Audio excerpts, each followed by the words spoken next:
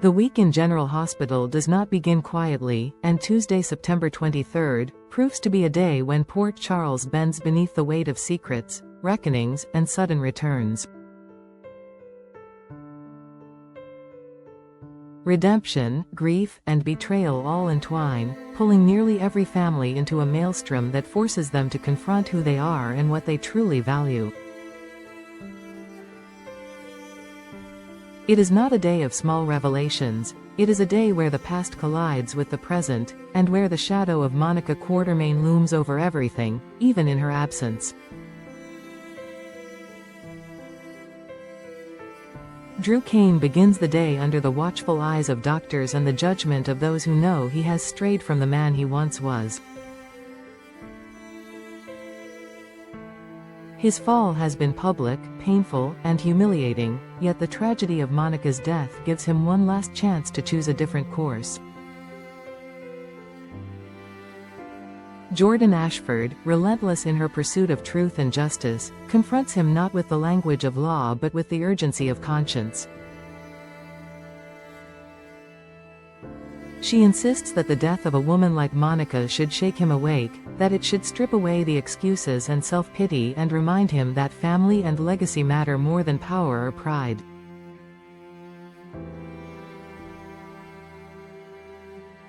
But Drew is a man torn in half, longing to be a father worthy of Scout, yet unwilling to let go of the anger and bitterness that have sustained him. His refusal to fully embrace redemption is what makes his arc so compelling. He may bend under the weight of his guilt, but he does not yet break. Elsewhere in the Quartermaine orbit, Lulu Spencer stumbles upon Tracy Quartermaine at her most vulnerable. Tracy, the formidable matriarch who has rarely allowed herself to falter, is unmoored by Monica's absence. Their conversation reveals more than grief, it hints at cracks in the Quartermaine fortress that outsiders may soon exploit. Lulu, ever determined to do right by those she loves, offers support, but her presence also serves as a reminder that the Quartermaines are losing anchors one by one. Into this void slips Martin Gray, whose entanglement with Drew seems straightforward on the surface, legal maneuverings, backroom deals, but whose real motives prove far murkier. Martin knows more than he admits, and in his possession lies a letter connected to Monica that could redraw family lines and awaken old resentments. Whispers of a long-lost sister rise like smoke from the embers of Monica's death, and Martin is the keeper of that flame. The hospital becomes the crucible of the day's most startling developments. Felicia Scorpio, carrying nothing more dramatic than paperwork, is blindsided when she encounters a patient who should not exist in her present world, Nathan West. His reappearance is not triumphant but tragic. Anna Devane is forced to explain the circumstances of his accident, and the shock reverberates through everyone who loved him. For Felicia, the sight is shattering, but for Nina Reeves, it is catastrophic. To learn that her brother lives, but broken, is to have every wound ripped open once more.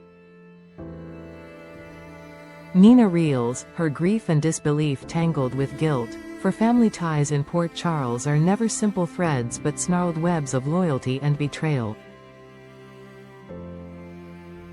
As Nina collapses under the weight of this revelation, Curtis Ashford finds himself in another bitter fight with Portia Robinson. Their relationship, already battered by secrets and half-truths, fractures further when Portia demands accountability he cannot provide. Jordan, caught between them, finds herself once again the unwelcome truth-teller, the one who will not allow Curtis to mask his choices as noble when they have left collateral damage in their wake.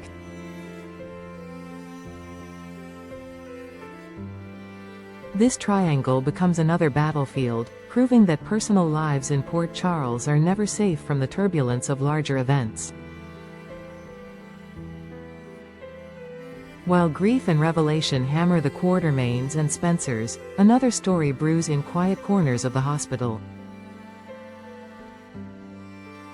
Britt Westbourne, haunted by her own mistakes and the cost Jason Morgan has paid for her, struggles with guilt. Jason, stoic as ever, insists that he is where he must be, that his choices are his own, not burdens Britt should carry. Yet the intimacy of their shared pain creates a fragile closeness. Britt, long isolated by her reputation, finds comfort in Jason's steady presence, while Jason, scarred by a lifetime of violence and loss, discovers solace in Britt's unguarded compassion. Their connection is not flashy, not the grand spectacle of love, but something subtler. A companionship born of survival, guilt, and the possibility of healing. It is in these quiet moments that the future of Port Charles often shifts the most. All of these threads are tied together by the echo of Monica's death. Her life was a reminder of what it meant to survive betrayal, to love deeply, to forgive, and to fight relentlessly for family. With her gone, those left behind are forced to decide whether they will honor her legacy or squander it.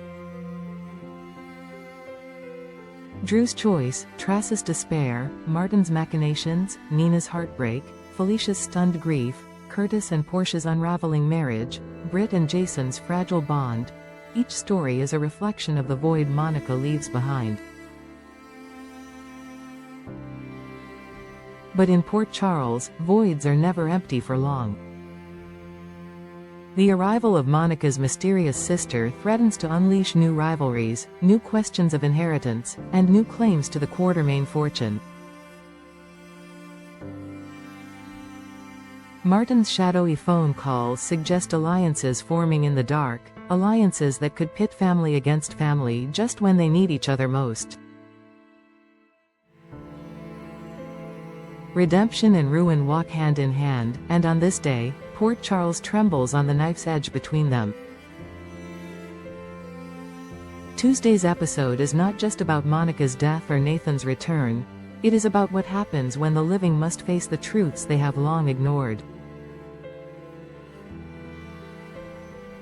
It is about whether Drew will reclaim his soul, whether Nina can survive another blow to her family, whether Tracy can endure without the sister-in-law who steadied her, and whether Jason and Britt can carve out a fragile peace in a world that never stops demanding sacrifices.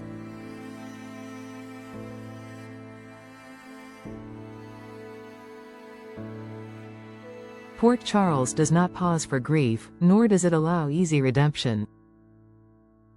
Every choice made on this day reverberates into the future, shaping a city where love and betrayal are never more than a heartbeat apart.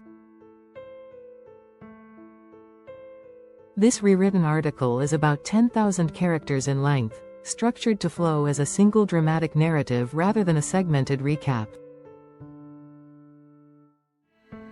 It uses vivid, emotionally charged language to tie all the storylines together under the central theme of Monica's death and the fallout across Port Charles.